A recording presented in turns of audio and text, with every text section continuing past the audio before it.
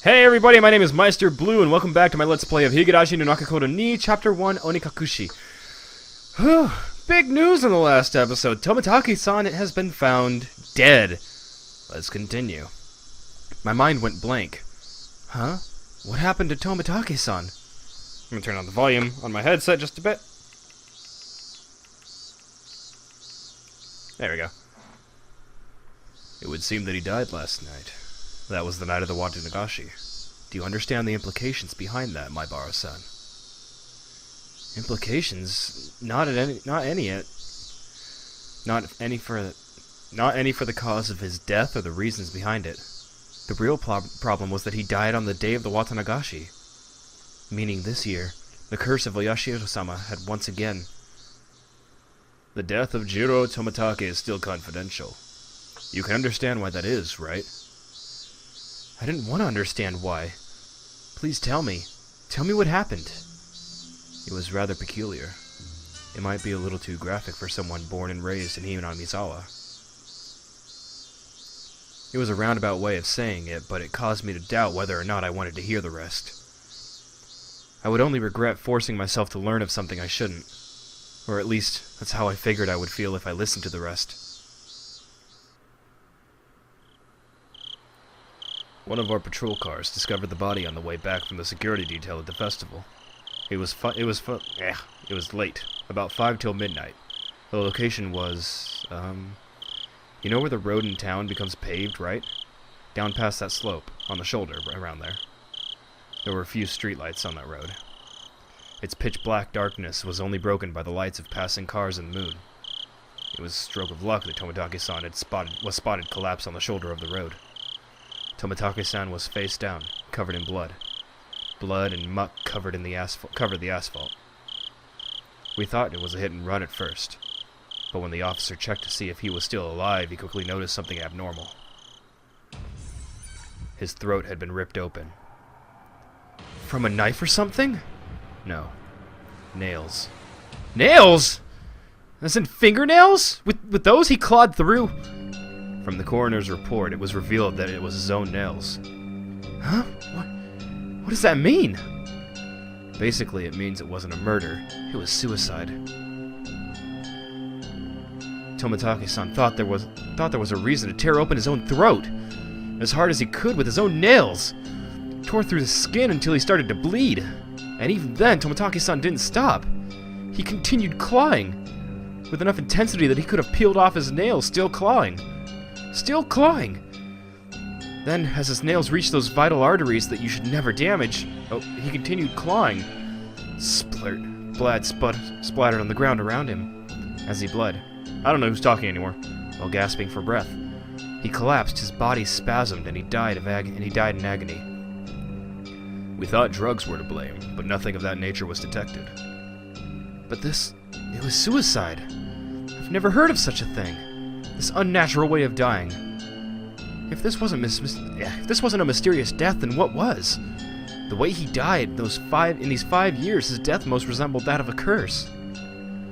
As if to show myself and Tomitake-san, who proclaimed there was no such thing as a curse, that we were wrong. There were a few more suspicious details. From his body chemistry, perspiration, epilation, and so on, we concluded that he was in a state of hysteria right before his death. That was a given. It's hard to believe someone could be in a sound state of mind while clawing out their own throat. Wounds on his hands matched a discarded piece of lumber found nearby. There are traces of where he struck trees and the guardrails with it. Within, Tomitake-san's blood was found all over the place. Meaning that while tearing at his own throat, he was swinging around a piece of lumber. There were external injuries, which were not self-inflicted, discovered on Tomitake-san. There was a high probability Tomitake-san was assaulted. The external injuries suggest there may be multiple suspects. To summarize, Tomitake-san was surrounded and attacked. While wandering the night roads in a state of panic after being cornered, he picked up a piece of lumber and tried fighting back. Somewhere in there, he began madly tearing at his own throat, clawing at it. Then he died. The presumed time of death was around 9:23 p.m. meaning it occurred right after you finished talking to Tomitake-san at the festival. Everyone signed Tomitake-san's shirt and then parted ways. Right after that. Oh yeah, he should have been with that woman. What about her? She's missing. She hasn't showed up to work and hasn't returned home either. There's very high probability that she was involved in this incident. For a while, I could only gaze off into space. I never would have thought that something unfortunate happening to somebody close to me could affect me this deeply. The time I had spent with Tomitake-san was short, but we went to the same festival, spent time together, and took part in the same competition. He was one of us. We have been continuing the investigation on various fronts, but when it comes to Oyashiro-sama's curse, the villagers here aren't very cooperative. That I knew very well. I would have been none the wiser if not for Tomitake-san, the outsider, telling me. So that's why you came to me? Because I'm not originally from Hinamizawa? I should have been angry that that was the reason he wanted to hear what happened from me. If things do go the way they have been, then the conclusion would be that Jiro Tomitake died from Oyashiro-sama's curse. He turned away from me and gazed far off into the distance. The night of the Watanagashi. During that sacred ritual, he callously snapped off photos, angering Oyashiro-sama. That's how it's going to turn out. There's no way Oyashiro-sama would inflict divine punishment on Tomitake-san. Tomitake-san had to have been killed by humans, in a cowardly group no less. There's no way I'm going to let this end up being the fault of some curse. I think so as well. There's no such thing as divine punishment or curses. The tense mood was cut by with the man's hearty laugh. That's how this must be, Maibara-san. Cooperation from individuals in Hinamizawa who don't believe in the curse is indispensable. Understand? Neither Tomitake-san nor I believed in curses, but with the way things were going, it would just end up with Tomitake-san's death marking the 5th year, which would mean that Hinamizawa had rejected Tomitake-san. That was something I couldn't allow. Tomitake-san was one of us. He didn't live in Hinamizawa, but he came every single year. In a sense, he was more of a resident than I was. There was no way that Tomitake-san could have been cursed by Oyashiro-sama. But there's nothing I could do to help. I have no idea what happened that night either. No. If you see or hear anything that draws your attention, then that is enough. If I see or hear? He was talking in the future tense. Things or people or rumors. Anything is fine. I don't care if they're unfounded. Here. This is my number. If I'm not there, then just leave a message with whoever picks up. He handed me a piece of paper with his number on it, but I hesitated for a second. If I took it, then whether I wanted to or not, I'd be mired knee-deep in this matter. Please help me solve these questions surrounding Tomitake-san's unfortunate death. That's right. Why was I hesitating? I needed to find the murderer who killed my friend. I snatched up the piece of paper with as a satisfied grin spread across my face, or his face. Everything we spoke of today is a secret. Please keep this confidential. Understood. From your friends as well. Especially from Sonozaki-san and Furure-san. Please do not inform them. Sonozaki? You mean Mion? Why? Are you saying they have something to do with this incident? With my friends' names brought up so abruptly and being told to keep it a secret from them, I became rather angry. This is what they call investigative privilege, I suppose. Don't play games with me. Mion is a close friend of mine. I snapped at him, but he didn't seem to especially be offended. I wouldn't mind telling you, but it may just upset you. Say it! He hesitated a little. Turning his gaze to the outside of the car, he began to speak after thinking for a bit. There is a possibility that the string of incidents happening here in Hinamizawa are the result of a village conspiracy. There's no way that could be right! Give me a break! First of all, is there any proof of that? No evidence. Also, each of the cases were resolved, and none of the perpetrators had any direct connection to the village. Then how did you come to that conclusion? Every year, the enemies of the village die on the day of the Watanagashi. Don't you think that's enough reason to suspect something? Only the residents of Hinamizawa felt that the day of the Watanagashi was sacred. So basically, because incidents happened on that day, it was somehow related to Hinamizawa? First, it was the dam construction foreman. Then it was a villager that supported it. Those the village hold a grudge against die one after the other from mysterious causes. The means are different, but in the end the result is the same. Unfounded, unreasonable suspicion. But it couldn't just be shrugged off. So, the victims after that, what about the Shinto priest and his wife's death? They weren't enemies of the village.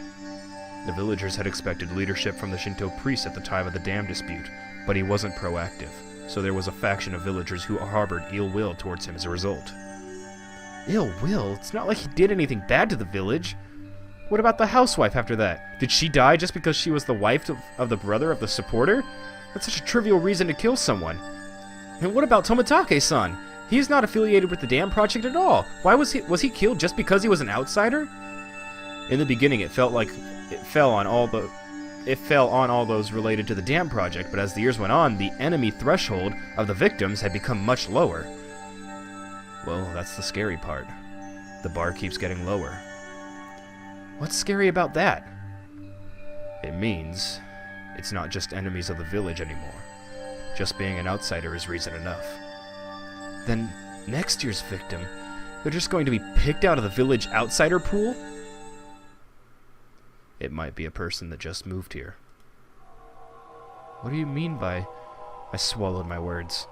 Here in Hinamizawa, the ones who would be considered the most outside would be my family. I was proof enough of that, wasn't I? I still couldn't really remember the names of the people I passed by. Then, the next victims, my family... Was he saying it was going to be me? But what does that have to do with Mion? I can't go into details, but the Sonozaki family led the dam protests. Quite fervently so. This is also true of Mion Sonozaki-san herself. She has quite a few misdemeanor and obstruction of public worker offenses on her record because of the protests. I knew Mion knew what it meant to fight, but this was the first I'd heard of her family leading the protests, though. Then, well... What did it all mean? Are you saying that Mion's family is involved with a string of incidents? I wouldn't go that far. I'm just saying that if it was a conspiracy, then they'd have the highest probability of being behind it. Not a very clear explanation. It felt like he'd magnificently avoided the details I really wanted to know. We don't know who or how involved anyone is right now. That is exactly why I don't want you to say anything to the villagers. Instead of answering, I gave a very bitter expression. It seemed that he understood it well enough. Then think of it like this. I don't want to worry the villagers who blindly believe it's the curse. How about that? What do you mean, how about that? How should I know? But the reasoning behind wanting me to not carelessly open my mouth about it wasn't too hard to comprehend. The perpetrator was here. It had nothing to do with the curse. He was definitely going to be caught by the police and made to pay for his crimes. And none of the villagers should have anything to do with that process. It may cause those sensitive about the curse to just worry needlessly. Just like everyone kept it from me, so I wouldn't worry about it. Is it now my turn to keep it from them so they don't have to worry? I was just talking to myself. Unlike me, everyone else had been worrying over these mysterious incidents yearly, and the incident this time probably means a lot more to them. I didn't want to burden them anymore. In the end, everything went as the man wanted, as insipid as it was, but it couldn't be helped. I understand. I'll keep it to myself. Is that fine, Mr. Oishi, from the I gotta get that word down. I gotta get that fucking word down. Okinomiya. Oishi, from the Okinomiya police station. You can call me Kura-chan if you want. Oh no, Oishi-san is fine. The way he said it was unpleasant, yet retained hints of politeness. He was the spitting image of a vulgar police officer. Though I've never seen one this bulky before in the cop shows I watch. I've taken up too much time. Your friends are waiting, aren't they? I should probably let you get back to them. The door opened with a click, and in streamed the oppressive heat. It was blistering outside of the car. Was it really this hot of a day? It was an almost cruel heat, as opposed to the mechanical coolness inside the car. It was as if the land of Hinamizawa itself suddenly hated me. I felt a little sad just as the thought crossed my mind. I didn't mean to suspect your friends. Please don't misunderstand that. I refrained from telling him that it was too late to say something that self-serving. It's fine if you don't see or hear for anything. It's fine if you don't see or hear anything, Maibara-san. There is enough proof that the village is not involved. I'll contact you if I hear anything or see anything, but I'm no detective. Please don't expect too much from me. I won't. You don't have to become a detective. Just go on living as you have up until now. Just let me know if you notice anything. I hastily made my way back to the school building after giving him a quick bow. See you later. Farewell, my Barakun. I returned to the school building without looking back. Creepiness. I don't know how much time had passed. I did feel bad. Oh no, it's coming back. Oh no, I even got caffeine. Drown the yawns with my caffeine. I did feel bad for keeping them waiting, but right now there was a lot on my mind. Tomitaki-san's death was hard enough as it is, but to think that there was a possibility of a village conspiracy. Worse still, there was also the chance that Mion was involved. Nonsense. Impossible. Not Mion, Rena, Satsuko, or Rika-chan. It was the group that attacked. It was a group that attacked Tomitaki-san? Who could the perpetrators be? Could it be they were hiding here, somewhere in Hinamizawa? I didn't know. All I could say for certain was that I knew that Mion couldn't be the perpetrator. Happy music? It's me-chan, the perpetrator!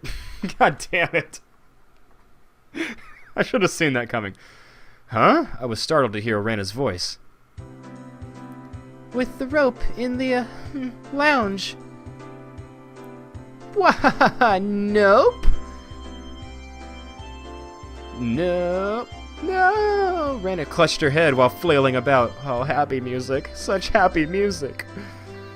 Looks like you're just self-destructing over there. Wow. Ah, Keiichi-san, you're quite late. As you may now know, I'm seething with anger. Sorry about that. I was called into the staff room, you see. You were reprimanded for bad behavior? That's a shame. No!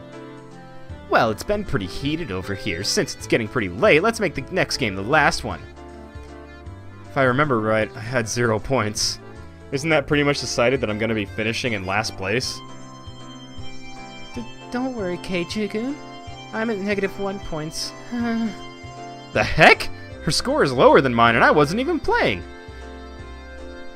This is the final match to decide if the penalty is going to be carried out by Rena alone or by both Kei-chan and Rena.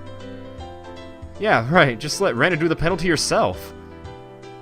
We made a promise, Keiichi-kun, that we would both win. I waited all this time, you know. Oh, I'm so sorry. I'm so sorry about that. Oh god, if it were me, I would go with her anyway. I followed my initial plan of showing Rena my cards, but I didn't say who was the criminal and just waited for her to call. I got it! The murderer is me, with the poison at the entrance. Is it? Is it? My, Rena, quite a quick answer. Another stab in the dark? Oh. Rena's correct.